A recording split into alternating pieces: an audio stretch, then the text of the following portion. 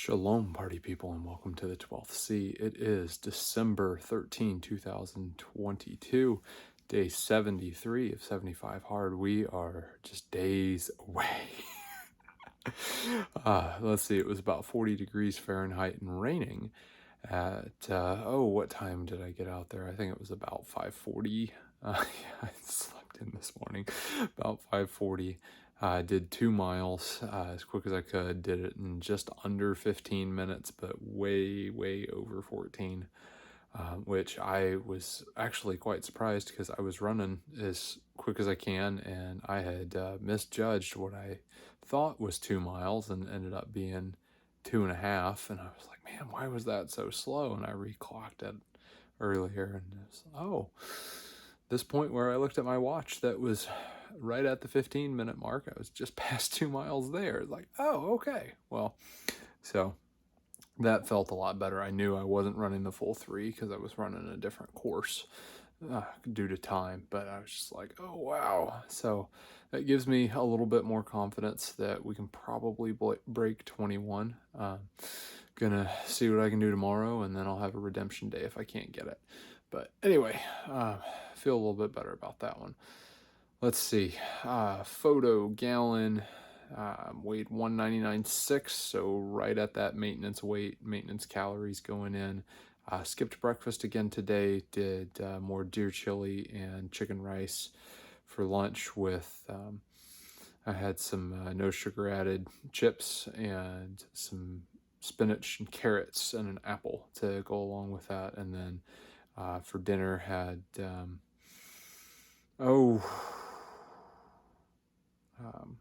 mac and cheese, kind of a helper, whatever. And then, there was something else with it. Some kind of cheesy mac helper with, peas, I think was on the side with that. And so, yeah, barbecue mac and cheese helper, whatever. And then, let's see, I did additional walking and stretching, and then worked my way through Genesis 14 through 23. No, 14 through 26. So that way we're on track to finish Genesis in a couple of days. And then working through resistance operating concept, moved through a couple of the appendices, just a lot on the legality, the international law that surrounds war, and then talking about militia movements and how you really need to have good structure behind when you're bringing in third parties. And then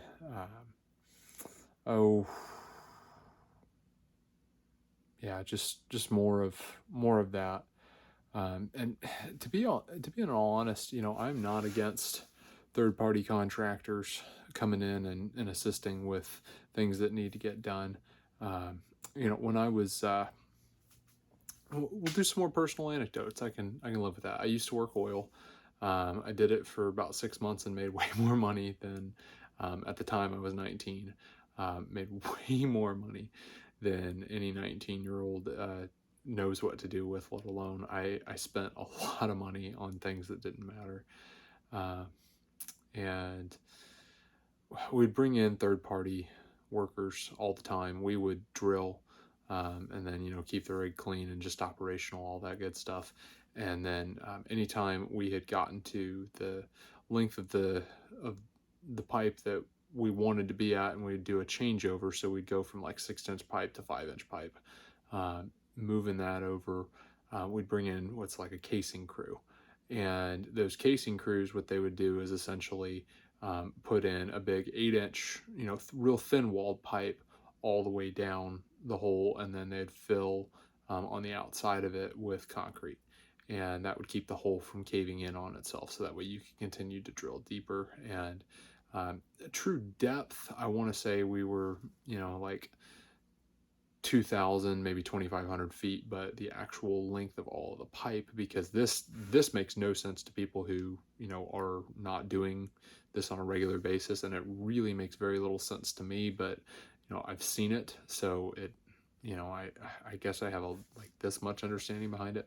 But when a lot of these oil rigs are drilling, they're not just going straight down. They can actually bend the pipe to where it goes, and then will go across this way. And it's not like it's a 90-degree curve, it's a very slow curve over time. But you can actually kind of get the same effect like when we were all little and we would take the Rose Art or the Crayola, if your parents like spent big money on you, washable markers, and you'd like stack them end to end. The longer you'd stack it, it actually would start to curve a little bit. And it's the same thing when you're doing these 30-foot 6-inch drill pipes. They'd all connect, and it would actually have enough flex, like you'd get a stack of 3 of them where you'd have a 90-foot stack, that you could actually get some pretty impressive bend on it. So you connect, you know, 100 of them together, and now we're talking, you know, 3,000 feet. Or say you connect, you know, 150 of them, and you get some real length on that, you can actually get a good bend. And through hydraulic pressure with the bit, and the bits were like $2 or $3 million, if not 10. Through hydraulic pressure that would go through the bit, they could throttle how the bit was spinning, and cause it to, instead of just drilling down, they could start making it go sideways, and that would be called directional drilling. And the guys who would make the directional drilling cuts were different than your regular drillers, and those guys got paid big bucks. But anyway, we would bring in casing crews all the time to go in and fill in the hole, with, you know, a liner that would keep it from caving in on itself, so that way we could change down to a different size and continue drilling deeper. And these casing crews would be brought in from, you know, who knows where. And in typically in a lot of the land-based oil rig stuff, you're doing 12-hour shifts, 7 days on, 7 days off. That is a common operation setup. There's also 7 and 14. There's 14 and 14. There's 14 and 28, which a lot of people really like 14 and 28. Then there's 28 and 14 if you're crazy, and that's like stupid good money. And then I've seen 28s and 28s. That's a little weird. And then I've heard of 90 and 28s, and those are weird too. But essentially 7 days on, 7 days off, 12-hour shifts. And then when we were doing rig move, you would end up doing 16 to 18-hour shifts. And those were, you know, just typical, but good money when we would do rig move, because we would be done drilling and we'd pick the rig up with a whole bunch of cranes and, you know, trucks and stuff, and we'd move it and piece it back together and go from there. But I'm way off in the weeds. Getting back to these directional drillers who were third-party contractors. These guys, they wouldn't work those typical 7 on, 7 off. They would they would just go. And I never met someone on a casing crew that wasn't a meth addict. Every single one of them, like cocaine wouldn't do it for them. They were meth all the way. And typically, and the companies that were doing the casing crews, they knew that this was part of it, and usually a lot of their supervisors would be the ones providing them with the meth. They got paid less than what the rig guys did, but they were getting triple overtime. And so with that triple overtime, they were making way more than us. And this was, 10 plus years ago, as a roughneck, just your bare bones rig floor hand guy, nothing special. Well, actually I started as a roustabout. So, as a roustabout, I was making $22.50 an hour. And this was 10 years ago. And for a 19-year-old kid working 86 hours in that 7-day period, now more than a third of that was taxes. But I was getting, for a week's worth of work, I was getting a I want to say it was like 2,600 that I was like walking away with. because of overtime, and that was pretty nice. Um, then you'd have like these casing crews that would come in, um, and they'd probably get paid like $16 an hour, but they'd hit double and triple overtime like that. And they would work for 7 days straight, like no breaks, no nothing. And I say no breaks, like they go eat or whatever, but it would be in staggering. Um, they would come in and we'd pull all the pipe out of the hole, and then we would just kind of stand back and watch. And, we'd clean up and, do some things here and there, do some basic maintenance. But we didn't touch their stuff. They didn't touch our stuff. They'd come in, they'd put in all that casing, they'd put concrete in, and then we'd start drilling again. And that would take anywhere from 3 to 7 days, depending on how deep everything was. And it'd be the same crew, that casing crew, working for 24 hours, 7 days a week until it was done. And then they'd go to the next rig and go. And, so they'd take like a 10-minute break. Hey, I'm gonna go take my smoke break. I'm a little tired. And they would kind of go down the rig floor steps, and, about 10 minutes later, they'd be coming running, taking the steps 8 at a time, get to the top, and there would be this machine that normally they would use to, torque everything that was going on. And I saw a guy torque one of these pipes by hand, where he just literally grabbed it and twisted it. And this was after his smoke break. So I don't think it was tobacco that he was smoking. And then he'd be like, give me a paintbrush, I'll paint this whole rig right now. Give me a pressure washer, I'll pressure wash everything. I'll pressure wash one hand and I'll paint with the other hand. So those kind of things going on. So you look at it and the way the dude's tweaking, it's like, yeah, that guy's on meth. And they would work like that, and after a couple of rigs, their supervisors would rent out like a whole floor of a motel and just let all of them crash for a couple of days. And that was just the way those casing crews operated. All of that, long walk for a short drink of water.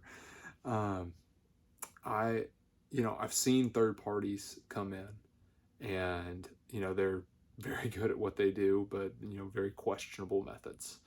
And then I've seen third parties come in who it's like, why are we paying you guys? And I've seen third party groups come in who are very professional. Love to work with them again. And it's really kind of a mixed bag what you're getting when you're bringing in a third party contractor to do something.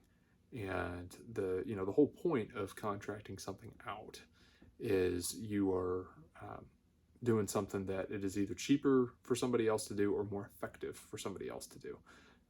Case in point, I do a lot of the maintenance on my vehicles, or I will have someone who I trust help me where, I'm there, step and fetch it, and, they're doing the more experienced work. But there's a few things that I pay professionals to do. Number one is tires. For what a tire shop charges to rotate a set of tires, to yank old tires off, put new tires on, to fix flats. And I'm not talking like fix a flat on the side of the road, but like I've got a nail in a tire that I've yanked off and put the spare on, and I take it to them. For what tire shops charge for those kind of things, I don't know how they stay in business, but I guess it's ripping off blue-haired ladies who don't know that there's no blinker light in their or blinker fluid in their headlights. I don't know, but just straight tire shops, I subcontract that kind of stuff out all the time, because if I buy the tires off of the internet or whatever and just bring them to them and say, hey, rotate these out for me, I need new sets on, and I'll throw away the old tires so you don't have to charge me for the recycling fee. That kind of stuff, I just prefer to subcontract that out, because they save me a ton of money. And so and it's the money and the time side of things, because can I put new tires onto a set of wheels? Yes, I can. But for how fast they can do it and how low they charge in comparison. And not some of these national chains that do it, because some of them are charging an arm and a leg, but you get some of these country shops that are doing it right, and just aren't trying to break anybody with their money. totally see subcontracting that kind of stuff out. But then you get into a situation where, hey, I need to, um, change the plumbing in my kitchen or whatever. Hire a plumber. I'm going to be paying thousands and thousands of dollars, and for what I can do myself, or bring in somebody that I know who will work with me, and then I buy the supplies, and I help them, and all that. I'm coming out way ahead in that kind of third party than I am bringing in a professional plumber who is union and gonna charge out the wazoo for honestly no better work than a really good friend of mine who does this kind of stuff for a living can help me out on, or coach me through over the phone. So that's something that I'm a big believer in, is knowing who you're subcontracting stuff through. And if you are going to subcontract, you got to be okay with what you're paying for, and you got to monitor that money that's going through. You also, if you're dealing with casing crews, like in the oil side of things, you got to be okay with some of their practices that are going on. And if you're not okay with some of that, then you got to figure out a way to do it yourself, or hire someone who's probably going to charge you more to do it. So, in the resistance operating concept side of things is when you're bringing in militias or foreign actors to help. You're ultimately responsible for what they're doing, because if you are the primary contract holder saying, you're going to do this, this is what we expect of you, and you're subcontracting something out, you're responsible for what your subcontractor does. Because if I'm building you this house, and you're paying me XYZ whatever, and then I pay someone else to do it, but it's got my name on it, so I'm responsible for their shoddy work. So that's something that a lot of people talk about but don't always live out. We will have someone who maybe we subcontract out the care of our children for, and we're responsible for how they're raising our kids or how they're watching our kids. Maybe we will subcontract out our entertainment. We're responsible for what's coming in, because it's what's going on. Maybe we're subcontracting out our faith, which we should not be doing. But a lot of people who, hey, I won't read the book, but I'll have someone else tell me what it says. We're just as responsible for what comes out of those people's mouths that we trust them to do it for us. It needs to be something that we need to have we don't need to be experts in everything. We don't need to be so independent that we don't need anybody. But we need to have a good enough working knowledge of a lot of things to where we can spot a real expert from a fake expert, to where we can spot someone who's just prideful from somebody who is actually diligently listening to what the Father's wanting to do. So those are, off the top of my head, I guess, thoughts on subcontracting and bringing in third-party actors. I think there's a place for it, but I don't think it needs to be the end-all be-all. Don't subcontract out anything that you're not willing to stand behind to somebody else, and never subcontract out your faith to anyone. Go do hard things.